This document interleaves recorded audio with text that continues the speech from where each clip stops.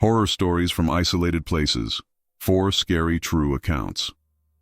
Story 1, submitted by Mariah Jensen from Kalispell, Montana. I used to think solitude was the only thing that calmed me. I grew up in a loud house, 3 brothers, 2 dogs, a dad who worked construction and believed volume was a form of punctuation. When I got older, I started seeking out the opposite. Long drives on unmarked roads, trailheads no one used, cabins so far off-grid they felt like secrets. In October of last year, I booked a 1-room rental on the edge of the Kootenai National Forest. The listing admitted there was no cell service, no neighbors, no paved roads after the first 15 miles. That was exactly why I wanted it. I planned to spend 4 days riding and hiking and maybe finally sleeping through the night. The drive up felt endless. I kept losing and regaining sunlight through the trees, the forest closing around me in a way that made the sky seem too far away. The dirt road curled like it didn't want to be followed. Every few minutes, I caught my own reflection in the rearview mirror and saw how tense my jaw was, how wide my eyes looked. I told myself it was just the isolation and the early dusk. When I finally reached the cabin, it was smaller than the photos had suggested, a dark rectangle pressed against a slope of pine trees. The windows were old and had that smoky tint that makes you think someone is watching from inside. But the key was exactly where the owner said it would be, tucked under a piece of slate by the door, and everything inside smelled like cedar and cold air. I unpacked, lit the single propane lamp, and watched the shadows slide across the floorboards as night came down fast. The first odd thing happened right before bed. I was brushing my teeth at the small kitchen sink when I heard footsteps on the deck. Slow, deliberate weight shifting across wooden boards.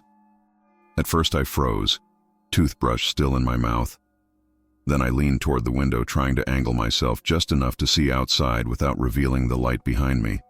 Nothing moved out there, no shape, no flashlight, just the dark pressing against the glass. I told myself it was an animal, a deer maybe, or a curious fox. But the steps had been too heavy, too spaced out. Human, definitely human.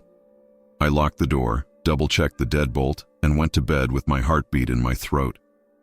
Every sound felt amplified by the cabin. The wind pushing along the eaves, the branches clicking, the stove settling. Eventually, sometime after midnight, I fell asleep. The next morning was cold enough that my breath fogged the inside of the window. I stepped out onto the deck with my coffee, more to prove to myself that the footsteps had been nothing. But then I noticed the railings, thin streaks in the condensation, like someone had dragged their fingers slowly along the wood. 4 parallel tracks, perfectly spaced. I stood there longer than I should have, the coffee cooling in my hand. I didn't want to acknowledge the shape of them. Those weren't the marks of someone gripping a railing. They were more like someone tracing it, deliberately, like a child walking past a picket fence running a stick along the slats. I wiped them away with my sleeve and tried to shake it off. Around noon, I hiked one of the smaller trails behind the cabin. The forest was quiet in a way that felt wrong, like everything was listening. At one point, I stopped because I thought I heard someone whisper my name. It was so faint I almost convinced myself I imagined it, but it had the crispness of a real voice. A woman's voice. Close. I turned in a slow circle, scanning the trees for movement, for clothing, for any break in the sameness of the pine trunks. Nothing. Not even a squirrel.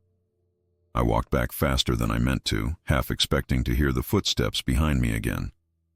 The trail felt unfamiliar on the way back, even though it was straightforward. When I reached the cabin, my shirt was damp with sweat despite the cold. Inside, the lamp had gone out. I swear I left it on, and the bedroom door, the one I never closed, was shut. The cabin only had 4 rooms, the main space, the tiny bathroom, the bedroom, and a storage nook with a broken lock. I stood in the kitchen for several minutes, staring at that closed door, trying to hear anything on the other side.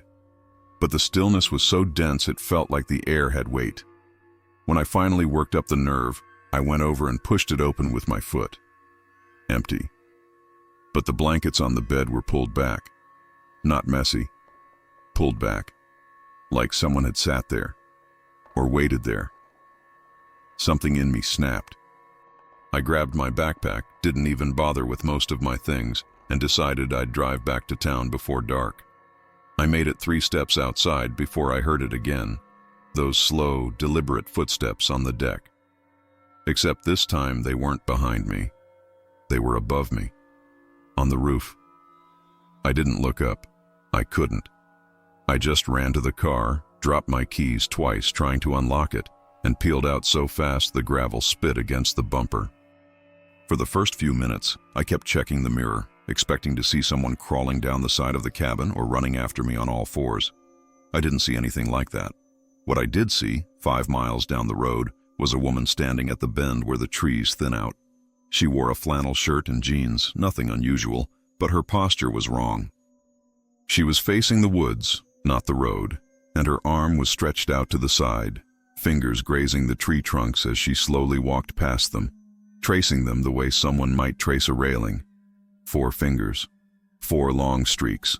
I didn't slow down. When I reached town and finally got service, I called the cabin owner. He sounded genuinely confused and told me that no one had stayed there since midsummer. Then he said something that still curls cold inside me. "You sure you didn't see a woman? Folks around there have been reporting. Well, someone keeps getting onto people's properties and just standing around their houses. Sheriff's trying to find her." I asked what she looked like. He paused, then said, "No one ever gets close enough to see her face." I ended the call, checked into a motel, and I haven't gone back to the woods since. But some mornings when I'm driving to work and the fog is thick enough to turn everything gray, I swear I see faint tracks in the condensation along my passenger window. 4 long streaks, too big for a child, too deliberate for weather.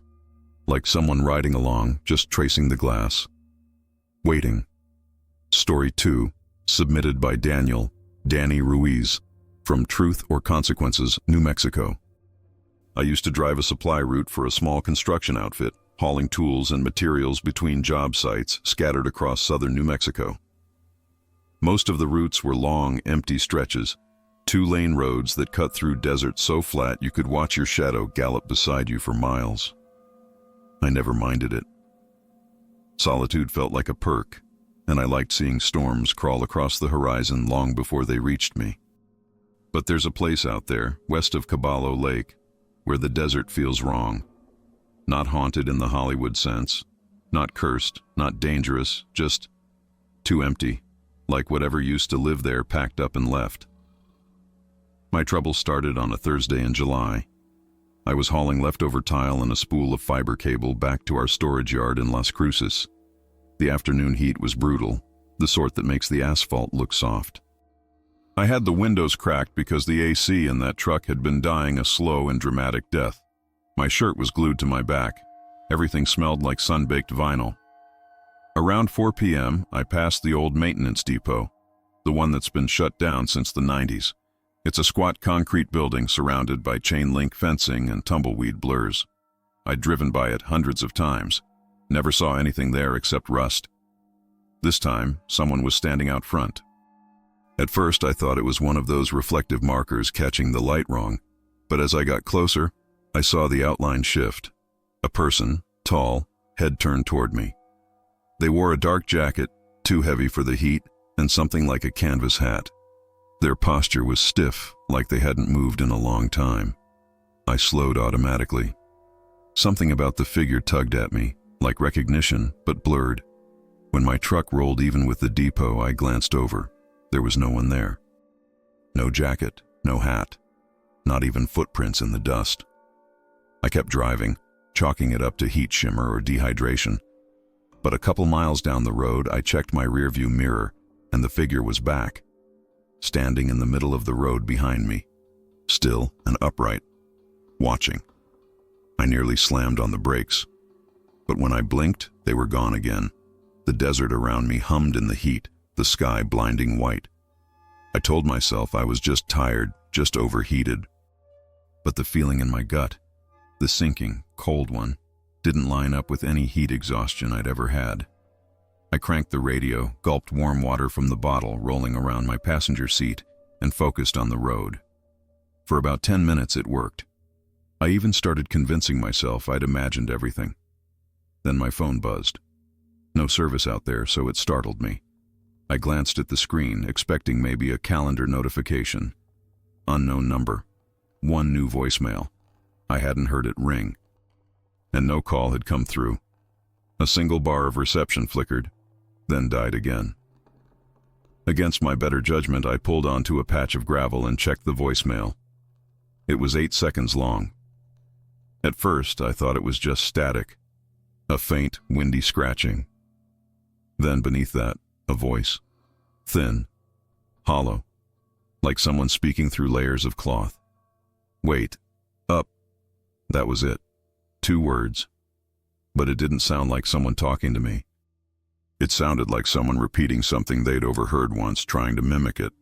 The recording made the hair rise across my arms. I deleted it immediately, tossed my phone onto the passenger floorboard, and forced myself back onto the road. The sun started sinking, turning everything copper. Long shadows stretched across the pavement. I could see the mountains far ahead turning purple-blue. I told myself that once I hit the first junction, I'd stop at a gas station, splash water on my face, and get my head together. But about 5 miles before the turnoff, my truck shuddered. Then it died. No warning lights, no sputtering, no dramatic choking. It just turned off. As if someone flipped a switch. I coasted to a crawl, praying I could at least reach the shoulder. When I stopped, the silence hit me like a physical thing. No engine, no wind, no insects, nothing. Just a stillness so deep it felt like the desert was holding its breath. I tried the ignition. Nothing. Dead. My heartbeat was hammering so hard I could feel it in my teeth. I grabbed my phone, still no signal, and sat there for a minute, trying to decide whether to wait for another car or start walking. Then I saw movement in my side mirror. Far back down the road, maybe a quarter mile, the figure stood again. Same silhouette, long jacket, wide hat. Only now I could tell they were facing me directly. I locked the truck doors, even though the figure was too far to reach me, even though I couldn't see a face. I just locked them. I watched the mirror, refusing to blink. The figure didn't move at all, not an inch. It felt like a standoff I didn't understand. Then my radio crackled on. I nearly screamed. The truck was still dead. No ignition, no power. Yet the radio sputtered to life with a faint, low hiss. Through the static, that same thin voice whispered, "Wait. Up." This time it sounded closer. Right behind me. I didn't look. I couldn't. My eyes stayed glued to the mirror, but the mirror only showed the figure in the road, still far away, still motionless. The voice came again, softer, like breath against my ear. "Wait. Up." I don't remember unbuckling my seatbelt. I don't remember opening the door. I just know I suddenly found myself outside the truck, stumbling backward, staring at the cab like something might crawl out of it. The desert around me felt smaller now, tighter, like the horizon had crept inward. When I looked back at the road, the figure was gone. Not vanished in a blink, missing in a way that made my stomach fold, like they'd stepped into the ground or melted into the heat. The radio shut off. The wind came back.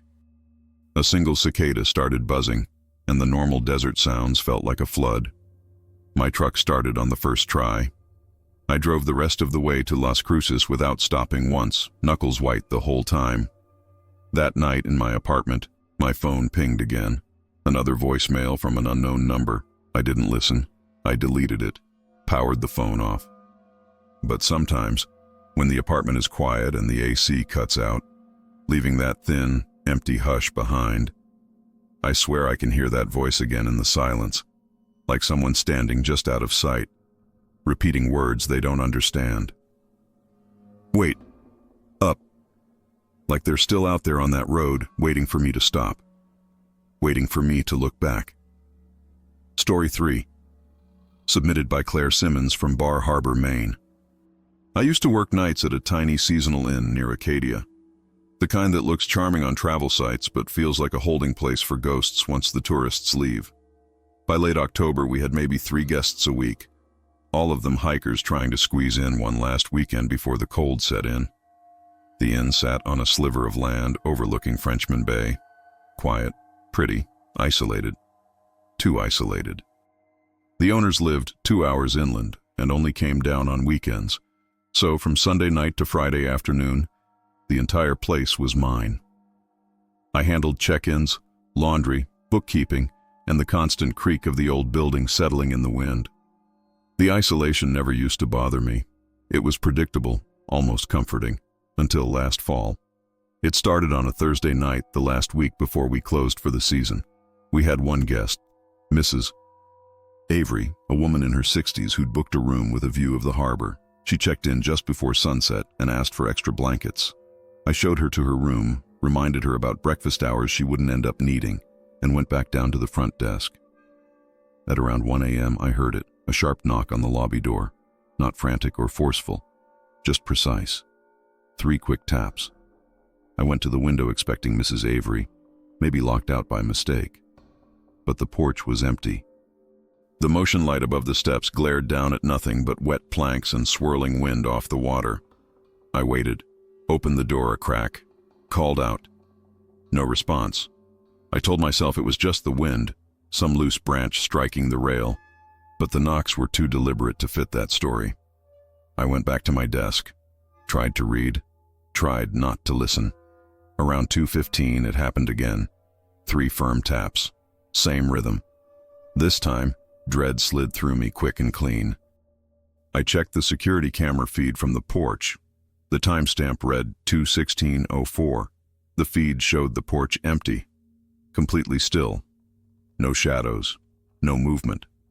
I didn't open the door again. A little before dawn, I heard footsteps overhead, slow, careful pacing. The floorboards in the hallway outside Mrs. Avery's room. Then the soft click of a door opening, then closing, then opening again. I leaned back in my chair, eyes on the ceiling, feeling a cold sweat forming.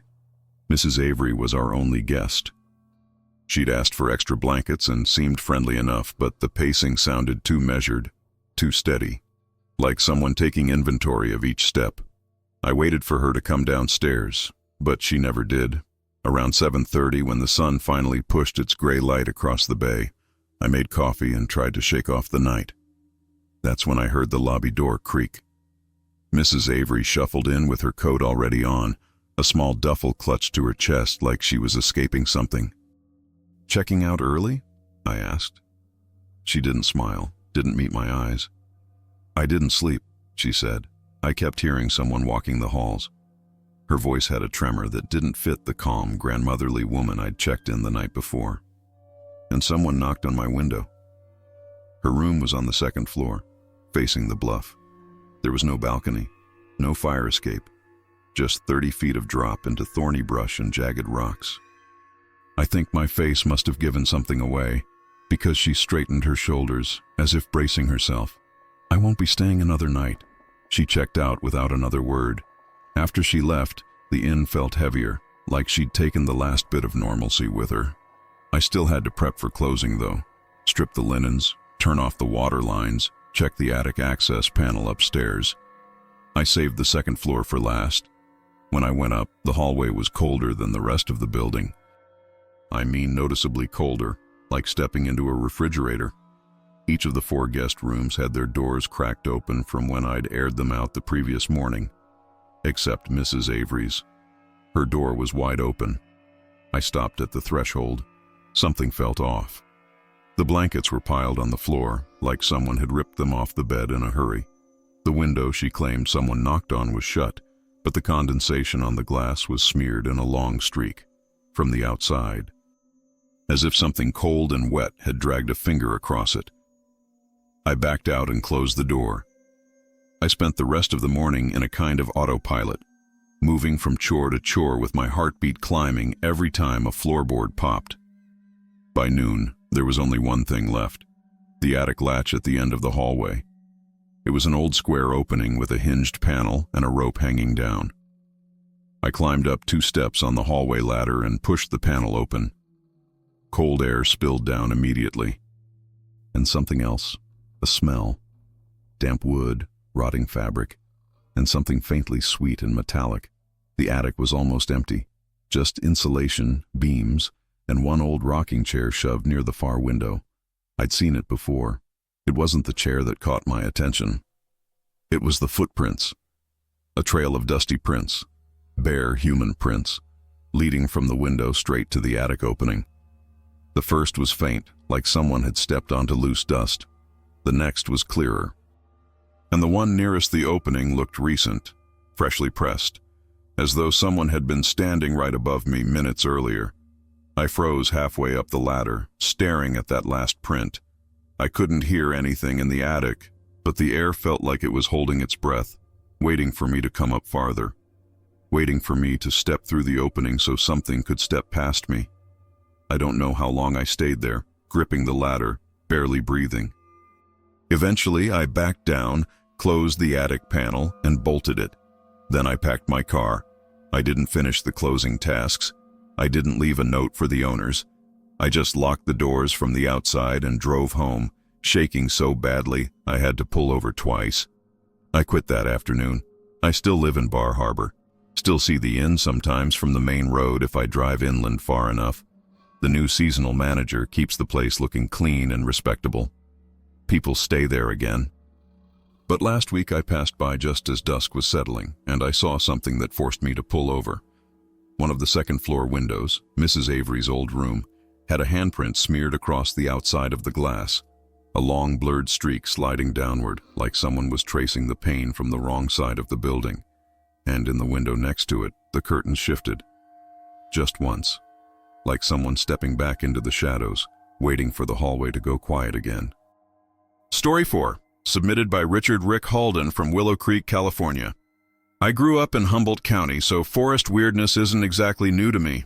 A lot of folks up here have a story. Lights between the redwoods, whispers carrying too far, shapes that move like animals but walk like people. Most of us shrug it off as fog tricks or isolation or too much weed. I did too, until last winter. Now I don't shrug off anything. I run a small survey crew that maps parcels for logging companies. Most of the job is hiking deep into timberland where roads give up and the forest gets thick enough to feel primeval.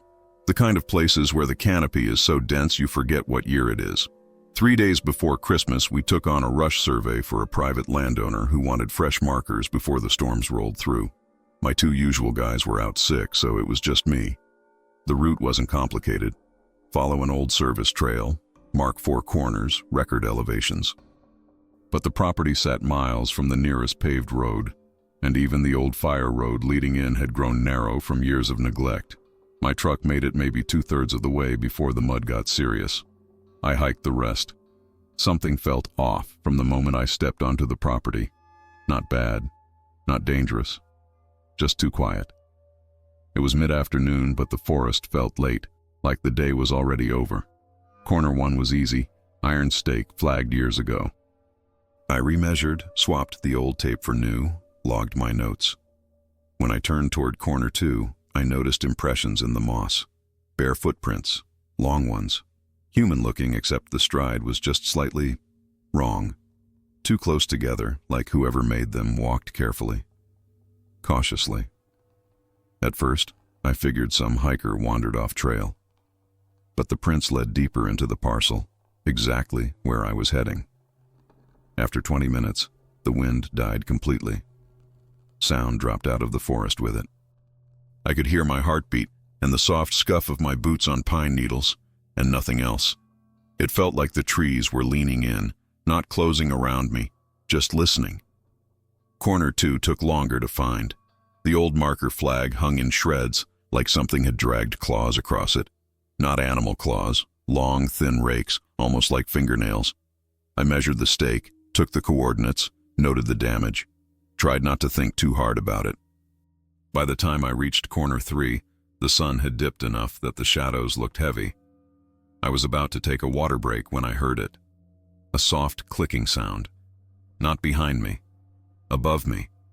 Like someone tapping 2 stones together somewhere high in the branches. It repeated 3 times, then stopped. I scanned the canopy, expecting to see a bird or squirrel. Nothing. The clicking came again, but from farther left this time, like something was moving through the treetops. I've lived in Humboldt my whole life. I know what animals sound like when they move. This wasn't that. This sounded patient. When the clicking stopped for the second time, the wind returned, but in the wrong direction. A sudden cold draft rushed down from the canopy, brushing my shoulders in a way that felt deliberate, like someone passing by inches too close. I packed up fast. The trail from 3 to 4 was steeper than I remembered. Moss-covered logs, old fire scars, the smell of wet earth starting to edge toward rot. The footprints I'd been finding earlier reappeared, clearer now, deep enough to show toes, and each one pointed toward corner 4. By the time I reached it, daylight was thin. The whole forest felt like it was holding something in its throat. I crouched to log the final coordinates, and that's when I saw the cairn, a small pile of stones, perfectly balanced, right beside the stake. Someone had built it recently, maybe hours before, and wedged between the stones was a strip of red survey tape.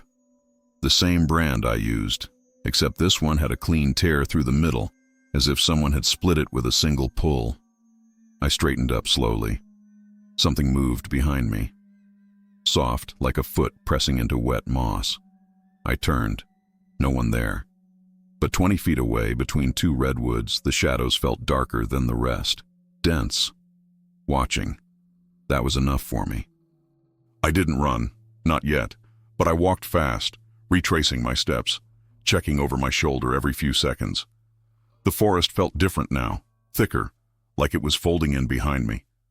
I swear the trees looked closer together than when I'd hiked in. By the time I reached the old service trail, it was nearly dark. I pulled out my phone to check the time. No service. That wasn't surprising. What was surprising was the text message waiting in my inbox. It had no number, just unknown sender. The message read, "Behind." I froze. The phone screen lit my face with cold blue light. My breath fogged in the air. Then another message appeared. "Don't turn around." I didn't breathe. A third message came through, slower this time, like someone typing with difficulty. Almost there. The forest behind me was so silent it felt pressurized. Every instinct in my body screamed to run, to look, to do something. But I kept my eyes on the path ahead, legs trembling. The fourth message came after maybe 5 seconds, though it felt like minutes. "You're walking too fast." My throat closed. I wasn't moving. Not at all. Whatever it was close enough to see me. The final message appeared while I was still frozen in place. "Step aside." My stomach dropped. I stepped toward the ditch without thinking. I don't know why. It felt like the only option. Something passed behind me. I didn't hear footsteps, didn't feel wind. But the air shifted, like a large shape moved through it, brushing the world aside in a slow, careful glide. The forest seemed to exhale after it passed, and then everything was still again. I stood there for maybe a full minute before I forced myself forward. I didn't look back once, not when the trail widened, not when I saw my truck through the trees, not even when I heard a faint clicking in the canopy above the fire road. I drove straight to Willow Creek, shaking so badly I had to grip the wheel with both hands. Slept in the truck in my driveway because I couldn't bring myself to go inside. I haven't gone back to that property. I turned down the follow-up survey. Told the landowner the access road was too washed out to reach. He didn't argue. But sometimes when I hike near the river in the early mornings, I see cairns on the trail, little balanced piles of stone that weren't there the day before. And sometimes, rarely but enough, I find footprints beside them, bare, long, careful.